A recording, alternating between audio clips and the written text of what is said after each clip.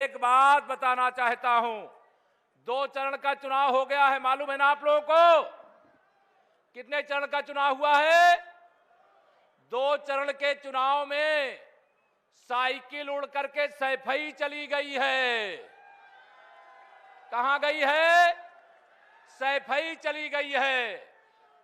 और श्री अखिलेश यादव जी का मानसिक संतुलन गड़बड़ा गया है। कल आपने देखा है जिस प्रकार से पुलिस ने गुंडों, अपराधियों, माफियाओं को ठोकने का काम 5 साल में किया है। कल जिस भाषा का वो प्रयोग कर रहे थे उससे स्पष्ट है कि साइकिल पूरी तरह से उत्तर प्रदेश से विदा हो गई है। 10 मार्च की प्रतीक्षा करिए। 10 मार्च को समाजवादी पार्टी को आप सब उत्तर प्रदेश की जनता, जनार्दन और कार्यकर्ता समाप्तवादी पार्टी बनाने वाले हैं। समाप्तवादी पार्टी। ये सपा, बसपा, कांग्रेस, इन सब का इतिहास आप सब जानते हैं। अभी मैनपुरी जिले की 4 सीटें हैं। कितनी सीटें हैं मैनपुरी में? 4 में से करहल विधानसभा से श्री अखिलेश यादव जी चुनाव लड़ रहे हैं। आप सबको मैं बताना चाह रहा हूं, अभी 2 दिन पहले मेरी सभा वहां पर थी। सभा के बाद भारत सरकार के मंत्री, भाजपा के प्रत्याशी प्रोफेसर एसपी सिंह बघेल के ऊपर समाजवादी पार्टी और श्री अखिलेश यादव जी के पालतू गुंडों ने हमला करने का काम किया। और उस हमले के बाद उनके खिलाफ तो जो कठोरतम कार्रवाई है वह हो रही है। इस हमले से ही साफ हो गया कि उनका सूपड़ा साफ होने वाला है। करहल सहित मैनपुरी की 4 सीटों पर कमल खिलने वाला, 4 सीटों पर। और एक बात और बता दूं मजेदार, आज उन्होंने जब चुनाव हार रहे थे तो अपने पिताजी श्री मुलायम सिंह यादव जी को बुलवाया कि आप मेरे पक्ष में अपील कर दीजिए। और वो वहां गए और श्री अखिलेश यादव जी का नाम ही नहीं लिया मंच से। आप ये समझ सकते हैं कि जिस प्रकार से पूरे प्रदेश में भाजपा की आंधी चल रही है, जिस प्रकार से गरीब कल्याण के लिए सरकार ने खजाने का मुंह खोलने का काम किया है, किसान हो, मजदूर हो, नौजवान हो, माता हो, बहन हो, सबके जीवन में एक अलग प्रकार की खुशियां लाने के लिए डबल इंजन की सरकार, केंद्र में माननीय नरेंद्र मोदी जी के नेतृत्व वाली सरकार और प्रदेश में आदरणीय योगी आदित्यनाथ जी के नेतृत्व वाली सरकार के माध्यम से आप बताइए 2017 से पहले आपको कितने घंटे बिजली मिलती थी? याद है कि भूल गए? कितने घंटे मिलती थी? हर चुनाव में मुद्दा होता था कि बिजली आती नहीं, और 2022 के चुनाव में मुद्दा है बिजली जाती नहीं। अंतर है कि नहीं है? हर चुनाव में मुद्दा बनता था विकास हो नहीं रहा।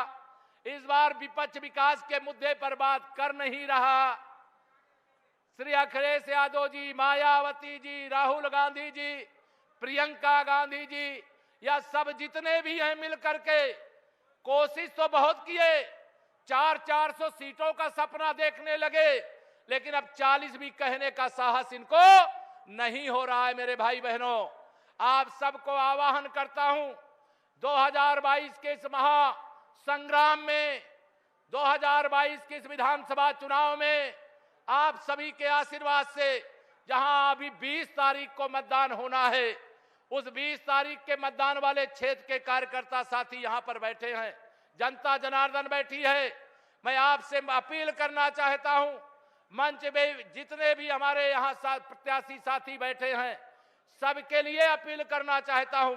वह तो प्रत्याशी हैं ही, केशव प्रसाद मौर्य भी प्रत्याशी है, और आप सब भी 3 दिन का, 4 दिन का जो समय बचा है, इस 4 दिन को प्रत्याशी की तरह कमल खिलाने के लिए, गठबंधन प्रत्याशियों के उनके चुनाव निशान पर जिताने के लिए 4 दिन का समय दोगे?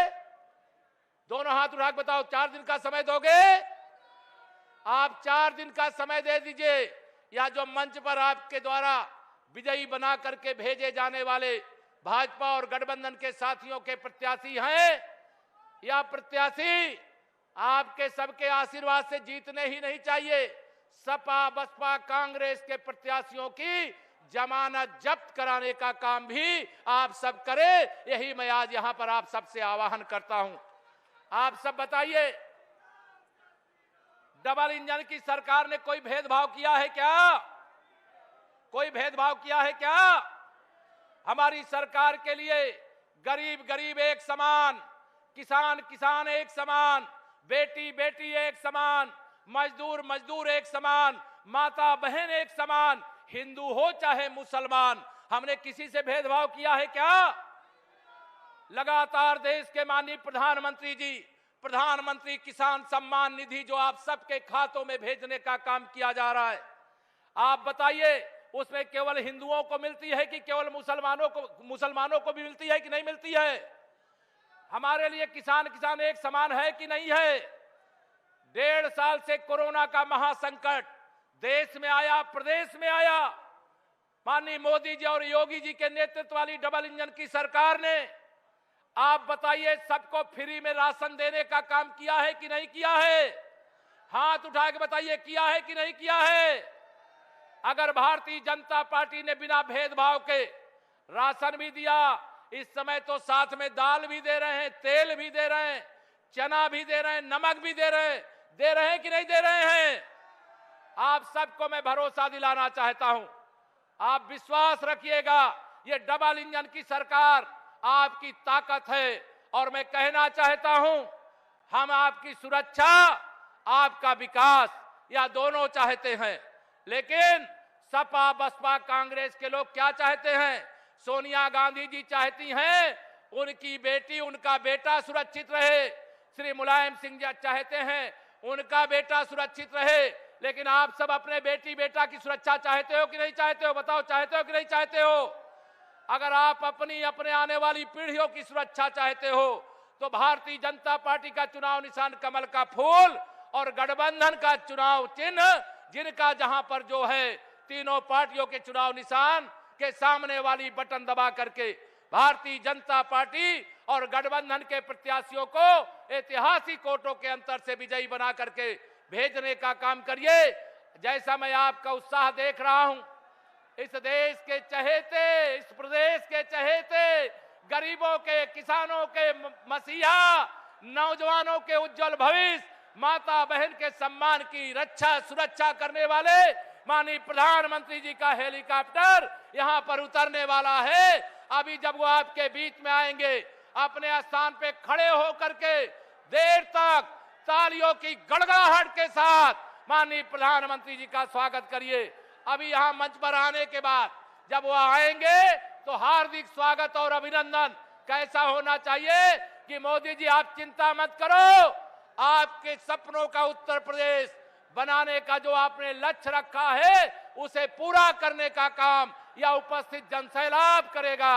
आप सबका उत्साह देख करके, उमंग देख करके मुझे विश्वास है कि आप सब आने वाली 20 तारीख को भारतीय जनता पार्टी का, गठबंधन के प्रत्याशियों का जो चुनाव निशान है, भाजपा की त्रिवेणी, भारतीय जनता पार्टी अपना दल और निषाद पार्टी है।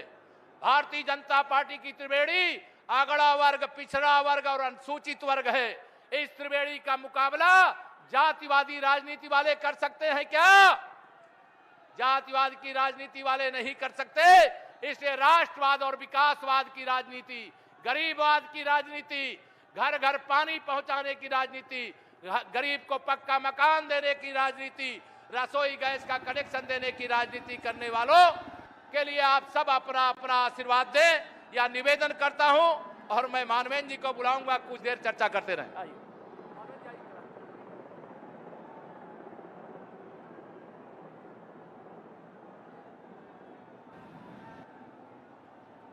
मोदी मोदी मोदी मोदी अपने मध्य में अपने यशस्वी प्रधानमंत्री परम आदरणीय नरेंद्र भाई मोदी जी हमारे मध्य में कुछ मिनटों में, कुछ सेकंडों में हमारे मध्य में आने वाले हैं।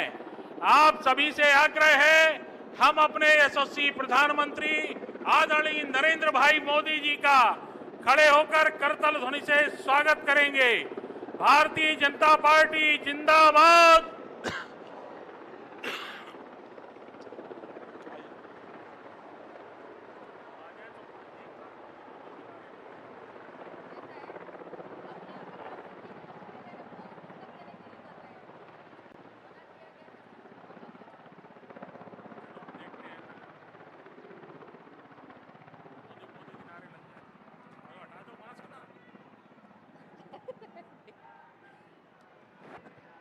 मोदी मोदी मोदी मोदी मोदी मोदी भारत माता की मोदी मोदी मोदी योगी मोदी योगी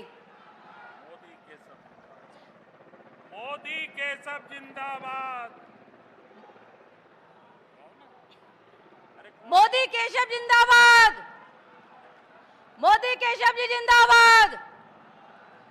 भारत माता की भारत माता की मोदी केशव जिंदाबाद।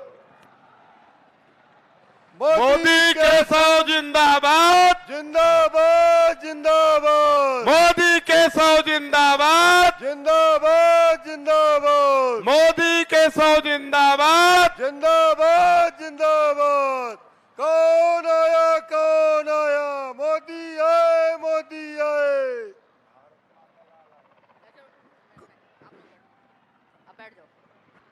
भारत माता की भारत माता की मोदी मोदी मोदी मोदी मोदी मोदी मोदी मोदी मोदी मोदी मोदी योगी। मोदी योगी। एक ही नारा एक ही नाम जय श्री राम जय श्री राम। मोदी मोदी मोदी। मोदी। बोलो बोलो बोलते रहो बोलते रहो। एक ही नारा एक ही नाम। जय श्री राम। एक ही नारा एक ही नाम। जय श्री राम। गूंज रहे हैं तीनों नाम। मोदी योगी जय श्री राम। गूंज रहे हैं तीनों ही नाम। मोदी योगी जय श्री राम। मोदी मोदी मोदी मोदी मोदी मोदी मोदी मोदी मोदी मोदी भारतीय जनता पार्टी। जिंदाबाद जिंदाबाद। भारतीय जनता पार्टी। जिंदाबाद जिंदाबाद। भारतीय जनता पार्टी। जिंदाबाद जिंदाबाद। मोदी केशव जिंदाबाद। जिंदाबाद जिंदाबाद। मोदी केशव जिंदाबाद। जिंदाबाद जिंदाबाद। वंदे मातरम जय श्री राम। जय श्री राम जय श्री राम। वंदे मातरम जय श्री राम। जय श्री राम जय श्री राम। वंदे मातरम जय श्री राम। जय श्री राम जय श्री राम। मोदी केशव जिंदाबाद। जिंदाबाद जिंदाबाद। मोदी केशव जिंदाबाद। जिंदाबाद जिंदाबाद। वंदे मातरम जय श्री राम। जय श्री राम जय श्री राम। वंदे मातरम जय श्री राम। जय श्री राम जय श्री राम। मोदी मोदी मोदी मोदी। अपने देश के यशस्वी प्रधानमंत्री जी का मोदी मोदी कह के इतनी जबरदस्त आवाज के साथ स्वागत करिए कि ये पूरा पांडाल मोदी मोदी से गुंजायमान हो जाए और वो जब बाहर निकले तो एक दिव्य और भव्य स्वागत उनका इंतजार कर रहे हो। बोलिए मोदी मोदी मोदी मोदी मोदी। मोदी। सभी से मेरा आग्रह है, जब माननीय प्रधानमंत्री जी मंच पर जब उपस्थित हो तो खड़े होकर करतल ध्वनि के साथ में जोरदार तालियों की गड़गड़ाहट के साथ में आप सभी लोगों से मेरा निवेदन है, इस मंच के माध्यम से जोरदार तालियों के साथ में स्वागत करिएगा। भारत माता की भारत माता की। वंदे मातरम, जय श्री राम। वंदे मातरम, जय श्री राम। मोदी मोदी मोदी। भारत माता की, भारत माता की। दोनों हाथ उठा करके, मुट्ठी भींच करके, जब तक माननीय प्रधानमंत्री जी मंच पर ना आ जाए तब तक जोरदार मुट्ठी बंद करके ये जयकारे होते रहना चाहिए। भारत माता की, भारत माता की, भारत माता की, भारत माता की। वंदे मातरम, जय श्री राम। वंदे मातरम, जय श्री राम। भारत माता की, भारत माता की, भारत माता की।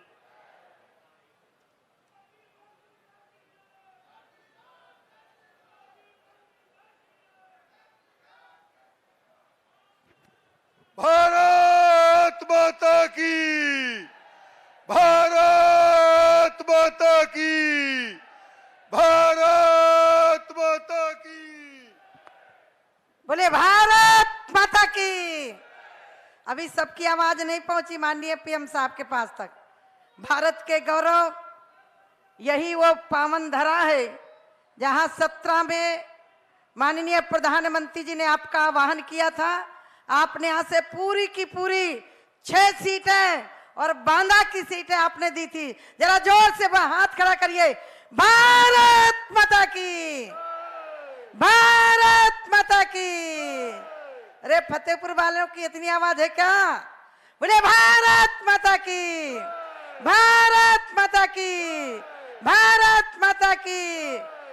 नरेंद्र मोदी, योगी मोदी, योगी मोदी, योगी मोदी, योगी मोदी, योगी मोदी, योगी मोदी, योगी मोदी, योगी मोदी, योगी मोदी, योगी मोदी, योगी मोदी, योगी मोदी। अभी आवाज कम आ रही है आपकी भाई, पीछे वाले लोगों जरा हाथ खड़ा करिए दोनों। माननीय प्रधानमंत्री जी के स्वागत में जब माननीय प्रधानमंत्री जी मंच पर आए, दोनों हाथ खड़े करके करतल ध्वनि से स्वागत करेंगे सभी लोग। जरा जोर से बोलिए। माननीय प्रधानमंत्री जी को यह पता चले कि मैं पुनः फतेहपुर में आया हूं, जहां के शेरों के अंदर ये ताकत है। फतेहपुर तो जिताएंगे ही, अगल बगल की सीटें भी पूरी की पूरी जीतेंगी। इतनी ताकत है फतेहपुर के और बुंदेलखंड के लोगों में। एक बार जोर से बोलिए भारत माता की, भारत माता की। जय श्री राम, जय श्री राम, जय श्री राम। केशव मोदी, केशव मोदी, केशव मोदी, केशव मोदी, केशव मोदी, केशव मोदी, केशव मोदी, केशव मोदी, केशव मोदी। योगी मोदी, योगी मोदी, योगी मोदी, योगी मोदी, योगी मोदी। जय श्री राम। जरा हाथ खड़ा करिए सब लोग। एक ही नारा, एक ही नाम, एक ही नारा, एक ही नाम, एक ही नारा, एक ही नाम, एक ही नारा, एक ही नाम।